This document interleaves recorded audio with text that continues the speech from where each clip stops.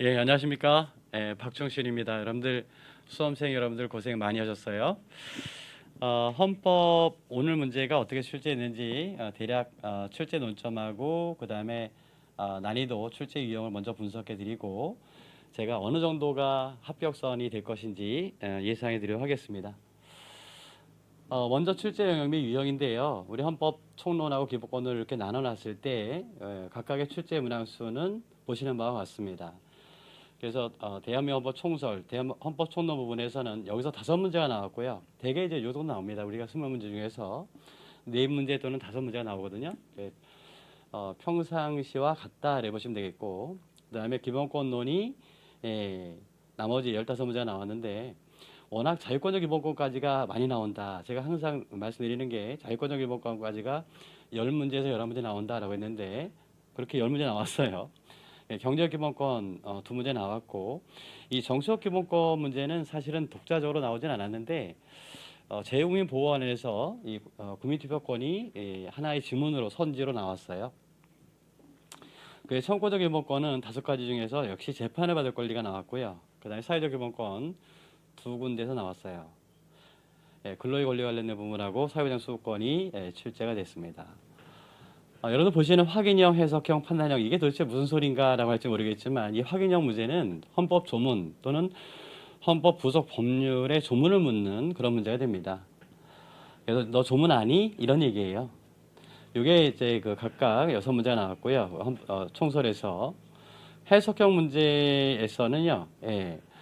해석형이라고 하는 것은 헌법의 규범적 의미가 뭐냐, 또 심판 대상, 심사 기준이 뭐냐 이런 것들을 묻는 우리 헌법 조문의 규범적 의미를 묻는 그런 형태의 문제들입니다. 보시는 것처럼 헌법 총설, 대한민국 총설 부분에서 6, 기본권 총론에서 4, 그 다음에 1, 5, 4 이렇게 해서 20문제 정도, 20개의 선지가 나왔죠. 해석형 지문이. 물론 이제 판단형이 압도적으로 많습니다. 그래서 보시는 것처럼 총설 부분은 8개가 나왔지만 기본권론은 압도적으로 이 판단형 문제가 많아요.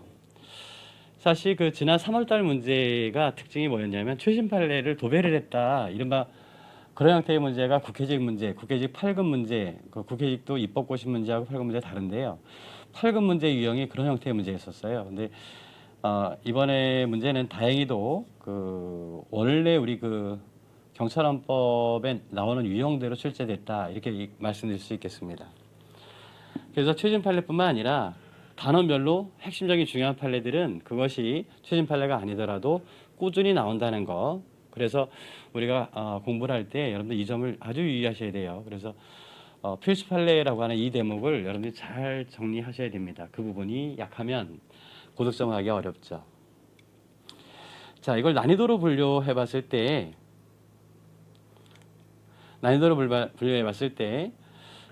제가 전체적으로 봤을 때 난이도 상 또는 상중 이렇게 해서 분류한 것이 한 4문제 정도 되더라고요. 그 다음에 이제 중문제가 11문제, 그 다음에 하문제가 5문제 이렇게 정도 나왔어요. 그래서 이걸로 봤을 때 이번에 합격권, 정확히 합격권은 이 정도면 안정권이다라고 하는 점수가 헌법은 40점이 되겠습니다.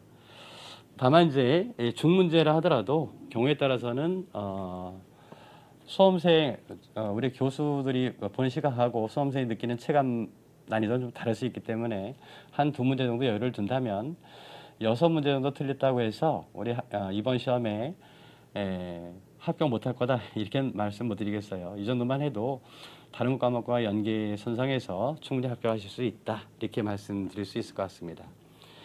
종전에 출제했던 문제를 보게 되면요, 유형 보게 되면 이렇게 확인형, 해석형, 판단형 문제가 작년 8월달 문제는 유로 형식으로 출제했었어요. 반면에 지난 3월달 문제는 유로 형식으로 압도적으로 이제 판단형 문제가 많이 치우쳤던 이런 문제가 되겠습니다. 이거하고는 확실히 다르죠. 이번 문제가 이런 정도로 비율적으로 판단형 문제를 판단의 어떤 헌법재판소의 결론을 묻는 문제만 출제되지는 않았다는 점을 우리가 확인할 수 있었습니다. 아마 이번 시간에 여러분들이 가장 듣고 싶었던 얘기가 몇 점이 커트라인이 형성될까요? 이런 거였었는데 좀 전에 드린 말씀으로 대신하도록 하겠고, 네. 오늘 문제 전체적으로 봤을 때 난이도 상에 해당되는 문제들 논점이 뭐였는지 잠깐만 한번 살펴드리고 제 총평을 마칠까 합니다. 자, 1번 문제가 여러분들 황당했죠. 이게 우리 헌법 문제 지금 8번째였는데요. 사유과 원리 문제가 독자적으로 출제된 적은 한 번도 없어요. 지금 8번째인데 저희가 예상했습니다. 우리 헌법 총론 부분에서 사유과 원리가 이번엔 나올 가능성이 높다. 나온다면 사유과 원리에서는요. 사회적 시장 경제 질서 조항이거든요. 우리 헌법 117조, 119조부터 127조까지인데 우리 조문도 물론 나왔습니다만 헌정사를 섞어서 냈다는 게 아주 기가 막힌 문제였었어요. 그래서 아마 1번 문제에 여러분들 대부분 다 와 이게 뭐야 라고 하셨을 거예요. 여러분들 그 1번 선지를 보게 되면 이게 어떤 의미냐면 우리 국가를 처음 만들었을 때 우리 헌법상의 경제 질서는 통제 경제에 가까웠어요. 그 의미가 여기 1항에 있는 겁니다. 선지 1번에. 그래서 각인의 경제상의 자유는 이 범위 내에서 인정한다라고 해서 통제 경제에 가깝다라고 평가를 해요. 근데 이것이 이른바 자유주의적 자유시장 경제체로 전환했다라고 하는 시점은 언제냐? 사실은 2차 헌법 때거든요. 근데 2차 헌법 때에 들어온 것은 이 개인의 우리 지금 헌법 119조 1항에 나오는 개인의 경제 자유와 창의의 존중을 기본으로 한다. 이 지문이 들어온 게 아니에요. 2차 헌법 때 들어온 것은 이른바 경영권 불가소 원칙, 국방상 경제상 긴전할 필요가 있을 때 법률로 정하는 경우에 있어서 그렇지 않고는 국가가 사기업에 대한 경제를 통제할 수 없다는 이 조항이 있지 않습니까? 이 조항이 처음 들어온 때가 경영권 불가소 원칙이라고 하는데 이 조항이 처음 들어온 때가 바로 2차 헌법 때예요. 현실적으로 우리 헌법 119조 1항과 같은 이른바 개인의 경제적 자유와 창의를 존중할 기본으로 한다는 것은 5차 헌법에 들어왔어요. 그래서 혹시라도 이 2번이 틀리지 않았을까 생각하시는 분이 없지 않아 있을 것 같다 이런 생각이 좀 들었어요. 그래서 제가 이 문제가 좋은 문제다라고 평가했던 겁니다. 정답은 이 3번인데요. 여러분 잘 알겠지만 우리는 이 경제윤 원칙 문제를 안 낼 수가 없는데 이 경제윤 원칙은 이 8차 헌법에서 농지소득자 헌법에 직접 금지하면서도 라고 하는데 이런 데 주의하셔야 돼요. 우리 현행 헌법은 당연히 121조에서 소작제도를 금지해 놓고 있어요. 그런데 이 8차 헌법 때는 소작제도를 법률이 정하는 바에 따라서 금지할 수 있도록 해놨습니다. 그래서 헌법에 직접 금지하지 않았는데 이거를 문제를 냈어요. 자, 그 다음에 이 사항은 우리 헌법 현행 조문이 되겠습니다. 그래서 1번 문제는 틀렸다고 해서 이것이 당락을 결정하지는 않을 거다. 예, 여러분들 오늘 나온 문제 중에서 가장 난이도가 있는 문제였다. 이렇게 보실 수 있겠습니다. 이번 문제의 또 특징이 하나가 뭐냐면 그동안에 우리가 7번이라 그랬죠.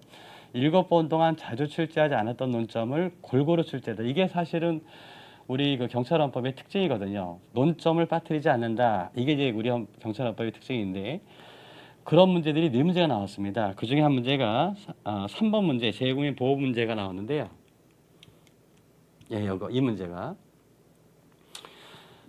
그래서 정답 찾기는 여러분들 1번 지문이나 2번 지문은 그렇게 어렵지 않았을 거예요. 이건 평등권에서 되게 논의했던 판례이기 때문에 잘 아실 거고 그 다음에 1번 지문이 바로 어떤 지문이냐면은 국민투표권 정치적기본권에서 두 가지 직접 참여권하고 간접 참여권 문제이지 않습니까?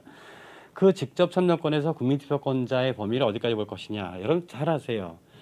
그래서 우리가 국민투표라고 하는 것은 국민이 뽑은 대의기관의 의사결정이나 승인 절차로 이해하잖아요. 그렇기 때문에 국민투표권자의 범위는 대의기관의 선출 주체와 일치해야 된다. 따라서 재외국민이라고 하더라도 제외할 이유가 없다. 포함된다라고 판시했던 그 내용이 됩니다. 자, 그 다음에 이번 판례는 평등권에서 얘기했던 거 우리가 재외국민이라고 한다면 우리나라 국민이기 때문에 이른바 영유아, 보육료 및 양육수당을 배제할 이유가 없거든요. 그래서 평등권 침해를 인정했던 아주 대표적인 판례 중에 하나죠. 이게 이제 부속 법률 문제였었어요. 재외동포 기본법, 그 또 하나가 영사조례법이 나왔는데 사실은 형평성 원칙 때문에 이게 틀린 질문이 됩니다. 그래서 보호수준을 초과하여 제공될 수 있다. 이게 아닌데요. 조문 문제로 이른바 학위적 문제로 출제가 됐어요. 그래서 이거 좀 당황하셨겠다. 물론 난이도는 그렇게 어려운 문제 아니었었는데 이게 좀 당황하셨을 거다 생각이 들고요. 그 다음에 사실 기본권 총론 문제는 가급적이면은 우리 교수들이 좀 어렵게 출제하는 영역 중 하나입니다. 근데 기본권 주체 문제가 사실 우리 오늘까지 8번 출제했는데 기본권 주체 문제는 지난 3월 달에 안 나오고 다 나왔거든요. 그래서 7번이나 출제했던 논점이 되겠어요. 그래서 원래 다 난이도는 하가 되는데 오늘만큼은 함정이 많았어요. 예. 그래서 이걸 제가 상 또는 중상으로 분류했던 그런 문제가 되겠는데요. 어디냐 하면 옳은 것 골라라 했는데 답은 아마 찾는데 어려운 점이 없지 않아 있는데 먼저 보신 분들이 앞에 지문을 보신 분들이 이게 맞구나 하고서 넘어갔을 가능성이 있는 그런 문제라고 보여집니다. 자, 1번 문제는요. 다른 것이 아니라 국가인권의 공정한 수사를 받을 권리. 이거는 사실 우리 헌법 37조 1항과 관련된 문제거든요. 이건 헌법에 열거되지 않은 자유 권리로서 인정하지 않는 그런 권리입니다.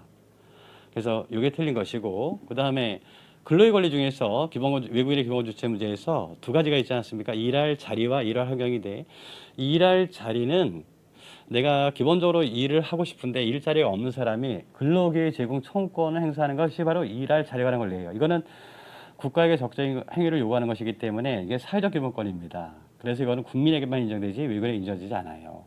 근데 이거를 바꾸는 겁니다. 일할 자리에 관한 권리와 환경에 관한 권리가 있는데 후자, 이 환경에 관한 권리는 여기 나오는 것처럼 이게 다 뭐냐? 근로조건에 관한 권리예요. 근로조건에 관한 합의는 근로자와 사용자 사이에 체결하는 것입니다. 이건 자유권적 기본권의 성격이 강한 거예요. 자, 근데 여기 보시는 것처럼 후자, 인간의 전성에 대한 침해 방해하는 사회적 기본권의 성격도 갖고 있어서 이게 틀린 거예요. 이거는 자유권적 기본권의 성격을 갖고 있는 것입니다. 그래서 2번이 틀린 질문이고 결국 3번 평등권은 외국인에 인정해 주거든요. 재해동법의 출입국가 법적지에 관한 법률인데 종전의 재해동법법에서는 어떤 규정이 있었냐면은 대한민국 정부 수립 이후의 유동포에 대해서만 인정해 줬단 말이에요. 그러니까 대한민국 정부 수립 이전에 유조한 동포들은 이 재해동법법의 보호를 받을 수가 없었는데 그분들은 이제 이주해가 외국적으로 취득한 분들이거든요. 이 재해동법법이 보호 대상이라는 것은 두 분입니다. 재외국민하고 외국적 동포인데 외국적 동포는 당연히 뭐가 되겠어요? 외국인이 되겠죠. 그 외국인에게도 이 평등권 침해가 문제됐던 사건입니다. 그래서 지금은 정부 수립 이전에 이주한 동포도 포함한다라고 바꾸는 거죠. 그 판례였습니다. 정답은 뭐 어렵지 않았고 요 4번도 함정 여기까지 읽어보신 분들은 그래 불법 체류자의 신체 이자를 침해하지 이렇게 해서 아마 4번을 하신 분도 분명히 있을 거예요. 손 들어보세요. 분명히 있으시죠? 근데 저게 우리가 과잉금융 측에서 네 가지 있지 않습니까? 목적의 정당성, 방법의 적절성, 그 다음에 침해의 적절성, 법익 균형성인데 어디에서 걸렸느냐? 목적의 정당성과 방법의 적절성을 인정해 줬어요. 수단의 적합성 인정해 줬고 침해의 최일성에서 문제였던 것입니다. 이 사건이. 그래서 이 4번도 틀린 질문이었어요. 이 4번 문제가 아마 우리 시험 보고 왔다 간 친구들 보니까 이 4번을 틀린 친구들이 있던데 그래도 한 220점 정도 나왔으니까 합격하는데 큰 어려움이 없을 거라고 생각이 듭니다만 그런 친구도 있더라고요. 선생님 저 이거 틀렸어요 하더라고요. 자, 그 다음 문제로 볼까요? 6번 문제 한번 볼까요? 6번 문제는 이 법치국가 원리의 마지막 단계 체계정당성 원리인데 이 법치국가 원리의 체계정당성 원리가 가장 잘 드러나는 부분이 신체의 자유, 부정의 죄형법 정리 중 마지막 파쇄 원칙, 적정성의 원칙이에요. 그 적정성의 원칙은 세 가지거든요.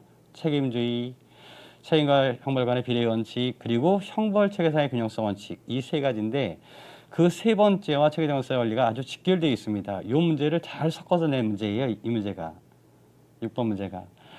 그래서 얼핏 봤을 때 기본 이론들은 우리가 법치국가 원리에서 다 공부하는 내용들이고 지문상으로 봤을 때 그 3번 지문이 이것이 너무 체계정당성에 반하지 않을까라는 이게 흔히 보는 판례들이 아니기 때문에 물론 이제 이게 아주 오래된 판례가 아니거든요. 이 3번 판례가 이거 만약에 평등원칙 위배되지 아니한다라고 했는데 이게 위배된다고 했다면 벌써 시험에 몇 번이고 나왔을 거예요. 우리 시험에서. 그래서 자체는 그렇게 어려운 문제가 아니었었어요. 정답은 1번이었죠. 이 사건은 뭐냐면 여러분들 자백간주라고 하는 것은 뭐냐면 당사자가 재판정의 공판정 소송 절차에 이거 변론기일이라고 하는데 민사소송은요. 변론기일에 출석하지 않았어요. 그랬을 경우 상대방이 주장한 거에 대해서 반론을 제기하지 않았죠. 이럴 때 자백을 간주합니다. 그래서 그 사건이 증거야. 그러면 그 패소한 사람이 자기가 참여하지 못해서 재판에서 졌으니까 그 판결에 대해서 불복할 수 있는 기회가 항소권이지 않습니까? 그 항소를 인정하는 것이 책임당선 원리에 반한다고 볼 수는 없는 거죠. 여러분들 당연히. 그랬던 판례였습니다. 자, 그리고 8번 문제. 여러분들 아마 이 8번 문제는 결사의 자유. 사실 결사의 자유의 핵심은 누가 결사의 자유 주체냐, 또 결사의 자유 대상인 결사가 뭐냐, 이게 핵심이거든요. 그게 대개 이것은 자연인도 결사의 자유의 주체가 되는 것이고 법인단체도 결사의 자유 주체가 되는데 이때 법인단체는 사법인이라 됩니다. 사적 결사라 된다고요. 그래서 대개 이 부분은 기본권 주체 문제로 우리 시험에 출제되고 다른 시험도 마찬가지로 기본권 주체 문제로 출제되는데 이렇게 독자적으로 출제된 건 드물어요. 이 결사의 자유에서 하나의 특징이 있다면 결사의 자유, 헌법 21조가 말하는 결사의 자유에서는 적극적 결사의 자유뿐만 아니라 소극적 결사의 자유도 인정해 주거든요. 결사를 가입하지 아니할 자유 또는 탈퇴할 자유인데 여러분 기억나시겠죠? 단결권에서는 33조에서 규정하고 단결권에는 단결할 자유만 인정해 주는 거지 소극적 단결권 인정하지 않지 않습니까? 그런데 이 사건에서 우리 이 시험에서 나왔던 1번 지문이 이게 바로 소극적 결사의 자유를 제한했던 판례입니다. 우리 그 수업 시간에 많이 했던 이른바 화물연대 사건이라고 제가 이름 지었던 건데 이 화물연대 사건 이거 결사의 자유 침해 아닙니다. 그 정답은 1번이 됐던 거예요. 그리고 2번 하나 좀 설명드린다면은 여러분 지역 농협 이사 선거할 때 전화 그 다음에 컴퓨터 이거는 돈이 많이 들어간 돈이 선거 방법이 아니거든요. 여기까지 제한할 이유가 없거든요. 그래서 선거운동의 제한은 항상 뭐가 문제된 거냐면 이건 정적 표현의 자유가 되겠습니다만 항상 문제되는 것은 공정성이에요. 그 돈이 많은 사람들이 그 돈을 막 이용해가지고 선거운동하는 거 그건 규제해서 선거의 공정을 확보하겠다 이런 건데 전화나 문자 메시지 보내는 거 또 컴퓨터 전자메일 보내는 거 이건 뭐 큰 돈이 들어가는 거 아니지 않습니까? 누구나 할 수 있는 거 아니에요? 이것까지 금지할 필요가 없었던 거죠. 그래서 결사의 자유, 편의 자유 침해를 인정했던 그런 판례가 되겠고요. 나머지는 뭐 큰 문제가 되지 않습니다.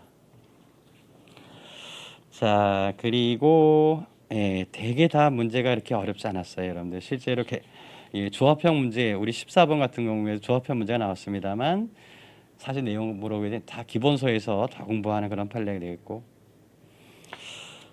17번 문제 직업의 자유 이렇게 수형 문제가 좀 있었는데요. 조합형 문제.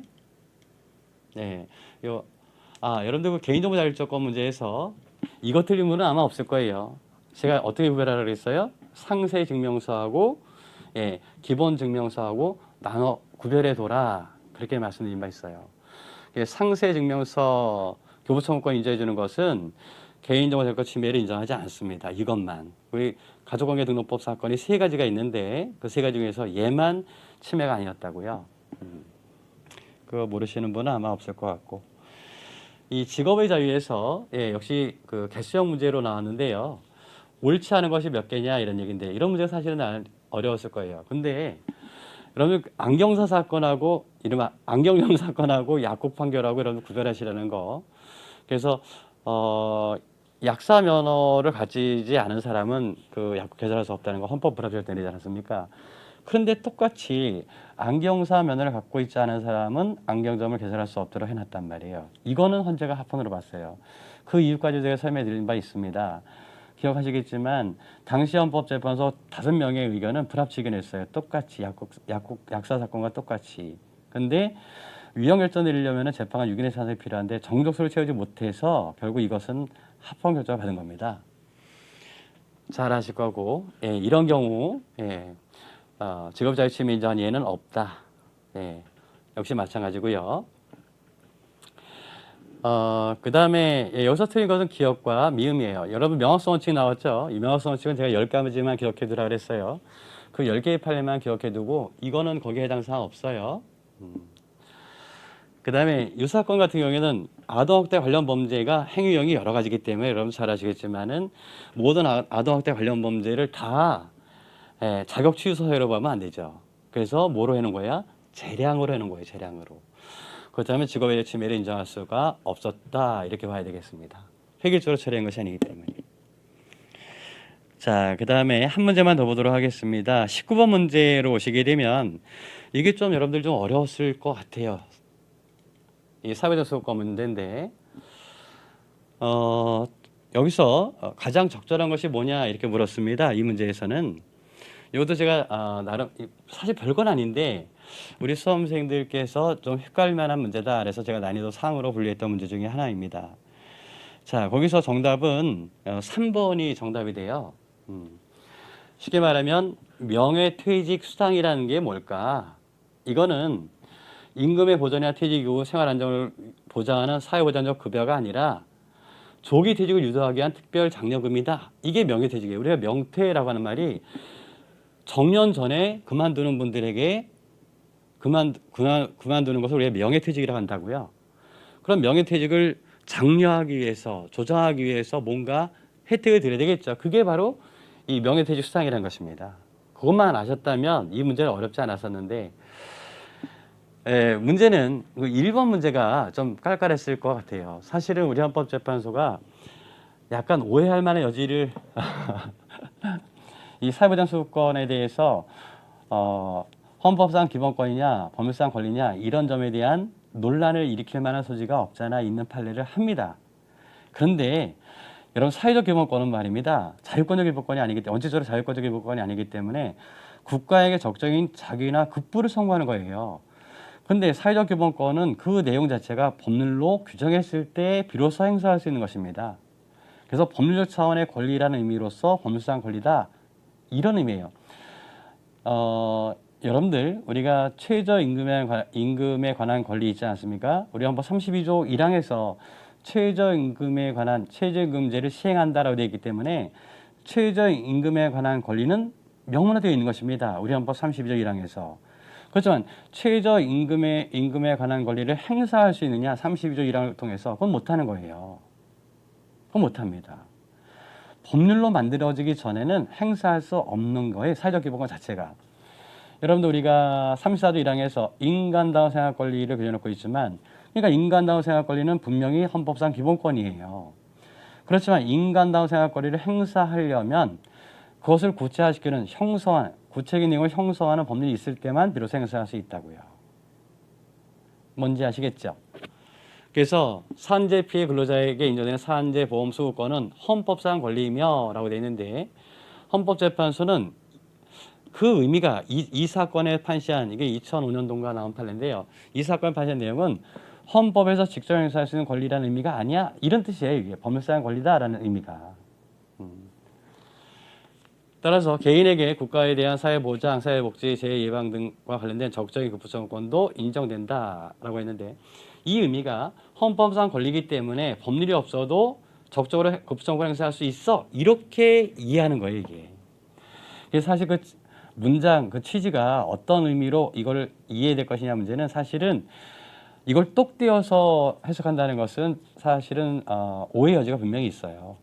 그래서 기본적으로 인간다운 생활 권리 또 최저임금에 관한 권리 이렇게 명문화되어 있는 것들은 헌법상 기본권이 분명하지만 이를 행사하기 위해서는 반드시 법률이 필요하다. 그런데 우리 헌법 어디에도 산재보험 수급권이라는 것이 없어요. 그 자체는 명문화되어 있지 않습니다. 그래서 그것을 법률로 구체화시켰을 때 그때 비로소 인정되는 그런 취지에서 이 질문을 쓴 겁니다. 그렇게 이해하시면 돼요, 여러분들. 자, 그래서 19번 문제가 정답은 3번이었습니다만 여러분들 그 2번은 이 자체로 잘 보시게 되면 그 공무원 연금 재정이 한정되어 있기 때문에 당연히 안정적 재정 운영을 이유로 한다면 뭐 할까요? 나가는 돈을 줄일 수밖에 없어요. 즉 재직결합산에 일정한 제한을 둘 수밖에 없는 겁니다. 그렇다면 목적 그 수단까지 적절한 것이 아니다라고 이해할 수 없어요. 그건 적절한 수단이 되는 거죠. 다만 얼마만큼 제한할 것이냐, 그 제한하는 것이 어디까지 제한할 것이냐가 문제되는 건데 그것이 너무 지나치다라고 한다면 최소 침해수 원칙이 문제 되겠죠. 또는 입법 재량권으로 바뀌어놨다면 입법 재량권의 한계를 벗어났다. 재산권이 아니라 사회보장 소유권 측면에서 검토했을 때는 입법 형성권의 범위를 일탈해서 위헌이다라고 볼 수 있는 겁니다. 재산권적 측면에서 봤을 때는 방법의 적절성 여기까지 들어와 침해 최소성까지 들어와야 되겠습니다만 말입니다. 이렇게 보시면 되겠어요. 그리고 이 사건 우리 학생이 와서 저 헷갈렸어요라고 하던데 장애 노인성 질병 때문에 장애가 발생한 경우에 장애인 지원금을 드리는 게 있는데요. 65세 미만인 사람은 신청할 수 없도록 하는 것이 있습니다. 그럼 평등권 침해가 인정되는데 그거는요. 이 사건은 다른 사건입니다. 이 고용보험법 적용 대상을 65세 이상에게 인정하지 않았던 거예요. 그러니까 그 판례가 두 가지를 이렇게 혼동하시면 안 되는 건데 65세 이상이라고 한다면 기초연금법이 적용 대상이 됩니다. 그래서 사회보장 체계가 다른 거죠. 일하실 나이 때는 고용보험법이 적용되는 것이고 이제 퇴직하신 이후라고 한다면 기초연금법이 적용되기 때문에 이 사건처럼 65세 이후 고용된 자의 경우 고용법을 적용하지 않는 거 이거는 평등권 침해가 될 수가 없는 거예요, 여러분들. 그랬던 판례였어요.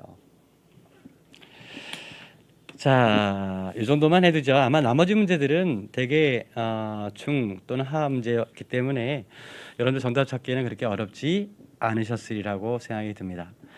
자, 어쨌든 여러분들 시험 끝났으니까 여러분들이 원하시는 합격을 다 하셨으면 참 좋겠는데 우리가 한 합격생이 이제 한정돼 있기 때문에 누구나 다 오늘이 기쁜 날이 될 수는 없을 거예요. 그래서 합격하신 분들은 제가 축하를 드리고 그렇지 못하신 분들은 용기를 내시라. 분명히 여러분들에게 때가 있을 겁니다. 그때에 오늘 슬펐던 만큼 더 기뻐하시면 됩니다. 그래서 실망하지 마시고 용기를 가지시라 이런 말씀드리고 싶습니다. 자, 오늘 헌법 총평은 여기서 마치도록 하겠습니다. 수고하셨습니다.